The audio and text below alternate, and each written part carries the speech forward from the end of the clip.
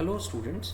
So in the last class we discussed about the meaning of uncertainty and what is the role of uncertainty in measurement. ठीक है, हमने वहाँ पे ये भी देखा था कि भाई uncertainty क्यों होते हैं, because you are actually working with some experiments, और जब इन experiments पे के आप results की बात करते हैं तो एक्सपेरिमेंटल रिजल्ट्स मतलब जो रिजल्ट्स आते हैं एक्चुअली दे आर अनसर्टेन।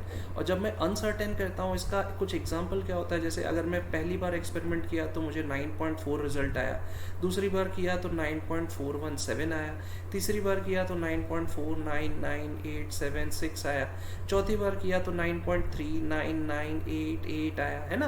तो आप देखो जो रिजल्ट्स आपके आ रहे हैं वो नियर टू अप्रोक्सीमेटली 9.4 ही आ रहे हैं, लेकिन क्या हो रहा है कि आपके डिफरेंट कैलकुलेशंस, चाहे वो थियोरेटिकल कैलकुलेशंस करो चाहे वो प्रैक्टिकल एक्सपेरिमेंट्स के थ्रू कैलकुलेशन करो, तो यहाँ पे क्या होता है कि आपको ये जो डिफरेंट रिजल्ट्स आ रहे हैं वो क्या है, अनसर्टेनिटी इन योर मेजरमेंट बता रहा है। ठीक है, जो आपका मतलब अनसर्टेनिटी मतलब ज़रूरी नहीं है कि आपका 9.4 ही आए, नियर टू 9.4 आएगा, लेकिन ज़रूरी नहीं है। वो क्यों होते हैं, एक्सटर्नल फैक्टर्स होते हैं। कई बार क्या होते हैं कि आप कोई एक्सपेरिमेंट कर रहे हो और उसमें जो है एयर का इंट्रोडक्शन, जो एयर है उसको ऐसा कहते हैं कि भाई हवा नहीं लगना चाहिए या एयर जो है वो उसमें मिक्स नहीं होना चाहिए, अगर हो जाता है तो उसके कारण कुछ चेंजेस हो जाते हैं।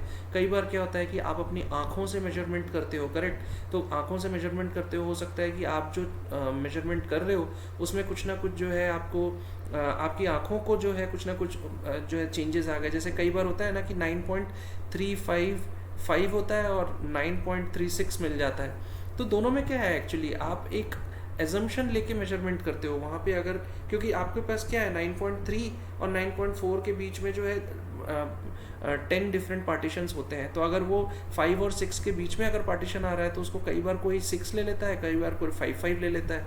तो एक्चुअली ये जो अनसर्टेनिटी है ना ये कोई ख़राब नहीं है, ये मेजरमेंट में इसमें कोई प्रॉब्लम नहीं होता है, ठीक है। लेकिन हमें ये समझना है कि भाई अगर ये इस तरीके की अनसर्टेनिटी आ रही है तो उनको हम कैसे रिप्रेजेंट करें, तो उसके लिए हमने लास्ट टाइम साइंटिफिक नोटेशंस की बात की है। अभी आज की क्लास में हम लोग ये देखेंगे कि जो ये अनसर्टेनिटी इन एक्सपेरिमेंटल या कैलकुलेटेड वैल्यूज़ आती हैं उसको हम इंडिकेट कैसे करते हैं। तो उसको इंडिकेट करने के लिए हमें नंबर ऑफ सिग्निफिकेंट फिगर्स की हम बात आज की क्लास में करेंगे और नंबर ऑफ सिग्निफिकेंट फिगर्स क्या है वो समझेंगे, ठीक है। तो इसके लिए पहले हम लोग ये समझ लेते हैं कि सिग्निफिकेंट फिगर्स क्या होते हैं, ठीक है। When we talk about significant figures, so you need to understand what basically is a significant figure, ठीक है। तो इतना तो मैंने बता दिया कि अनसर्टेनिटी इन मेजरमेंट होते हैं तो उनको इंडिकेट करने के लिए नंबर ऑफ सिग्निफिकेंट फिगर्स की ज़रूरत पड़ती है। लेकिन जब सिग्निफिकेंट फिगर्स की बात करते हैं, so these figures are actually meaningful digits, these are meaningful digits which are known with certainty,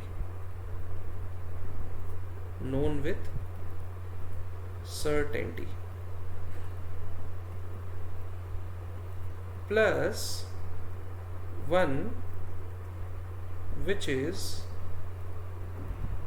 estimated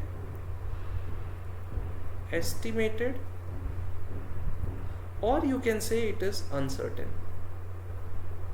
ठीक है। देखो बहुत इम्पॉर्टेंट है, इसको समझो कि जब भी आप जो है केमिस्ट्री फिजिक्स ये दो सब्जेक्ट्स पढ़ते हो तो टेक्निकल डेफिनेशंस आपको पता होना चाहिए, ठीक है।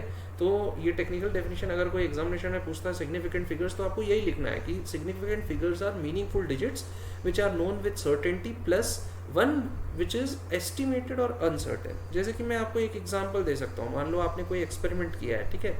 फॉर एग्जाम्पल आपने कोई एक्सपेरिमेंट किया है, ठीक है, और आपके एक्सपेरिमेंट का क्या है जो वैल्यू आ रहा है वो 11.2 मिलीलीटर आ रहा है, ठीक है।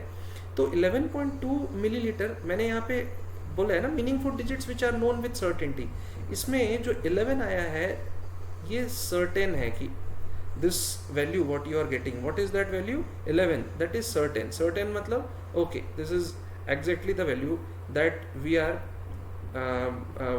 the result that we are expecting, ठीक है। बट ये जो 0.2 की बात आती है ना, this is your uncertain result, ठीक है। अब ये अनसर्टेन की बात क्या होती है कि देखो कई बार क्या होता है कि वही एक्सपेरिमेंट अगली बार करोगे तो 11.23 आ जाएगा, 11.1 11.17 आ जाएगा, ठीक है। तो 11.17 को भी अगर आप समझोगे तो exactly what you are getting, अगर उसको राउंड ऑफ करोगे तो 11.2 ही मिलेगा। तो यहाँ पे क्या हो रहा है कि ये जो डेसिमल के बाद जो प्लेस आ रहा है ना, दैट इज अनसर्टेन, ठीक है। अब ये अनसर्टेनिटी को हम कैसे एक्चुअली बताते हैं, तो जो आपका +-1 का मतलब क्या होता है कि मान लो कि पहला एक्सपेरिमेंट आपने किया, आपको क्या मिला 11.23, दूसरा एक्सपेरिमेंट किया 11.17, तीसरा एक्सपेरिमेंट किया उसमें मुझे क्या मिल जाएगा 11.29। अब देखो इसमें कैसे डिफर करता है, इसको क्या लिख सकते हो 11.2, इसको लिख सकते हो 11.2, लेकिन इसको लिखोगे 11.3।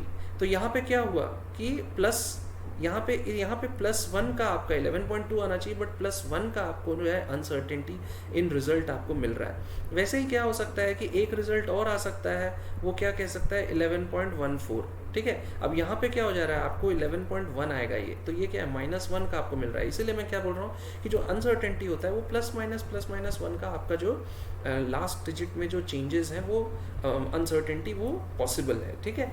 हम इसको और अच्छे से समझेंगे कि भाई आप सिग्निफिकेंट फिगर्स को कैसे आप डिटरमाइन कर सकते हो, लेकिन इसके लिए हमें क्या ज़रूरत है, हमें कुछ रूल्स के बारे में डिस्कस करना होगा, ठीक है ना। What are these rules?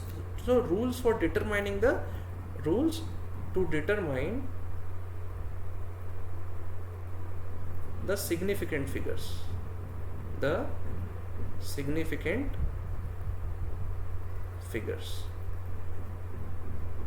ठीक है। तो इसमें पहला रूल क्या कहता है, देखो पहला रूल कहता है कि all non zero digits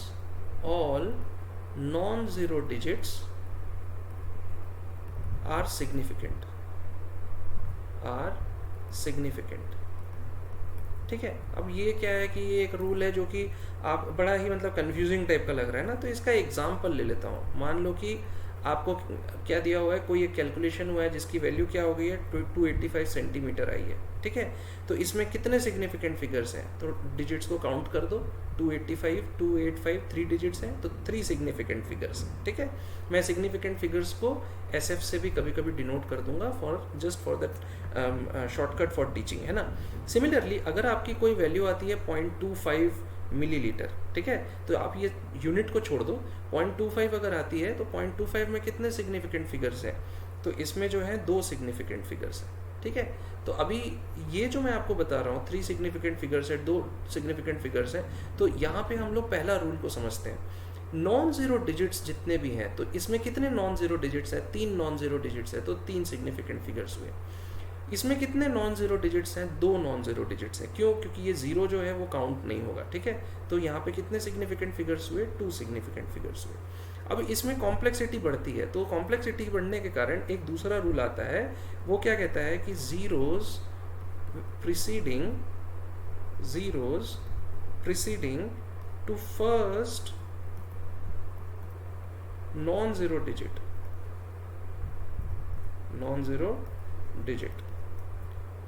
are not significant,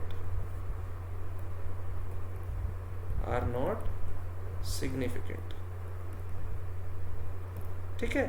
तो अभी क्या है, अगर जीरो से प्रीसीडिंग का होगा तो उसको क्या मतलब है उसका, तो एक्चुअली वो डेसिमल पॉइंट का पोजीशन बताने के काम आता है। जैसे कि I can give you an example, if I right 0.03, तो अब इसमें कितने सिग्निफिकेंट फिगर्स हैं, पहले रूल को अगर लगाओगे तो इसमें कितने सिग्निफिकेंट फिगर्स हैं, 1 सिग्निफिकेंट फिगर है। और दूसरा रूल क्या कहता है कि भाई जो भी पहला नॉन जीरो डिजिट है, पहला नॉन जीरो डिजिट क्या है 3 यहाँ पे, तो उसके पहले जो भी जीरो प्रीसीडिंग कह रहा है ना, जितने भी जीरोज हैं वो सारे नॉन सिग्निफिकेंट होते हैं, उनको काउंट नहीं करते हैं हम लोग। सिमिलरली अगर मैं एक और एग्जांपल लेता हूँ 0.0052, अब देखो इसमें क्या है कि नॉन जीरो डिजिट्स 2 ही है, तो कितने सिग्निफिकेंट फिगर्स आएंगे, 2 सिग्निफिकेंट फिगर्स आएंगे, बिकॉज हम लोग जो नॉन जीरो डिजिट्स के पहले प्रीसीडिंग जो भी जीरोज आ रहे हैं उनको हम लोग काउंट नहीं करते हैं, करेक्ट। सिमिलरली आपके पास एक थर्ड रूल आता है, what is that third rule, कि जीरोज बिटवीन, मैं बिटवीन को BW से डिनोट कर रहा हूँ, 2 non zero digits are significant, ठीक है। अब मैंने प्रीसीडिंग की बात कर दी, लेकिन मैं आपको एक एग्जांपल और लेता हूं जिसमें जीरो जो है वो 2 नॉन जीरो डिजिट के बीच में है। जैसे कि 2.005। अब इसमें अगर मैं सिग्निफिकेंट फिगर्स बोलता हूँ तो 4 होंगे, क्यों? क्योंकि ये 2 0 जो बीच में आए हैं ये भी काउंट होंगे, ठीक है। तो 2005 ये चारों क्या कहलाएंगे? नॉन ज़ीरो डिजिट्स कहलाएंगे। तो सॉरी, ये चारों सिग्निफिकेंट फिगर्स के पार्ट कहलाएंगे, ठीक है।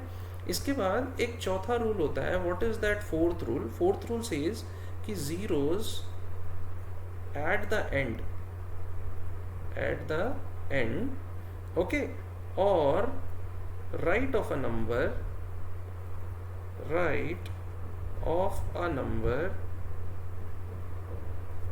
are significant, but there is a condition that provided they are on the right side of the decimal, on the right side of the decimal। जैसे I can give you an example, ठीक है। Example ले लेते हैं। What could be the example? कि जैसे कि अगर मैं कहता हूँ कि 0.200, अब 0.200 ये क्या कह रहा है? Zeros at the end or right of a number are significant. किसी भी नॉन ज़ीरो नंबर के अगर राइट साइड में कोई ज़ीरो आता है या एंड में ज़ीरो आता है तो वो नॉन सिग्निफिकेंट कहलाता है, सॉरी सिग्निफिकेंट कहलाता है, ठीक है। लेकिन वो जो हम राइट साइड की बात कर रहे हैं वो राइट साइड डेसिमल के उधर होना चाहिए, ठीक है। जैसे कि अगर मैं कहता हूँ 0.200 डेसिमल के, देखो एंड इसमें इस रूल के हिसाब से देखो ज़ीरोज़ जो है वो एंड में है या राइट साइड ऑफ 2 है, सारे ज़ीरोज़ करेक्ट, लेकिन ये डेसिमल के बाद भी है क्योंकि 2 के पहले वाला ये जो ज़ीरो है ये तो नॉन सिग्निफिकेंट हो गया। तो यहाँ पे हमारे पास कितने सिग्निफिकेंट फिगर्स हुए? 3 सिग्निफिकेंट फिगर्स हुए, करेक्ट। सिमिलरली अगर मैं कहता हूँ 100, ठीक है, तो 100 में क्या हुआ कि ज़ीरो क्या हो रहा है कि एक्सट्रीम राइट में आ रहा है, या बोलो कि end of this particular number आ रहा है, करेक्ट। लेकिन क्या है कि यहाँ डेसिमल के इधर नहीं है, ये डेसिमल के लेफ्ट साइड में, राइट साइड में नहीं है। तो यहाँ पे 1 सिग्निफिकेंट फिगर हुआ, दैट इज जो 1 है only that will be counted, ठीक है। सिमिलरली अगर मैं कहता हूँ 100.0, तो यहाँ पे देखो इस रूल के हिसाब से जो 0 डेसिमल के बाद आ रहा है वो भी काउंट होगा, करेक्ट। तो यहाँ पे कितने सिग्निफिकेंट फिगर्स हो जाएंगे? यहाँ 4 सिग्निफिकेंट फिगर्स हो जाएंगे। समझ में आ रहा है कि नहीं? सिमिलरली यहाँ पे मैं अगर एक और रूल बोलता हूँ, व्हाट इज़ दैट रूल? मैं कहता हूँ कि भाई, मतलब इसको समझने की कोशिश करता हूँ। तो कैसे मैं समझ सकता हूँ कि अगर मैं 100 लिखता हूँ इसमें 1 सिग्निफिकेंट फिगर क्यों है? क्योंकि 100 को मैं 1 × 10⁻² से भी डिनोट कर सकता हूँ, ठीक है। तो इसमें ये जो नंबर एक्चुअली कौन सा है? 1 है। तो यहाँ पे क्या है? ये जो 1 है यही तो काउंट होगा, करेक्ट। सो सिमिलरली अगर मैं इसको लिखता हूँ 1.00 × 10⁻², ठीक है, तो यहाँ पे कितने तो इसके केस में क्या होगा? कितने सिग्निफिकेंट फिगर आ गए? ओनली 1। लेकिन अगर मैं इसी को रिप्रेजेंट करता हूँ 1.00 × 10⁻², तो यहाँ पे कितने सिग्निफिकेंट फिगर्स आ गए? 3 आ गए। तो कहने का मतलब क्या है कि आपका जो रिप्रेजेंटेशन होता है ना, उसके बेसिस पे आपका सिग्निफिकेंट फिगर्स डिसाइड होते हैं, ठीक है। तो this is very important. Now your 5th rule says कि counting the number of objects,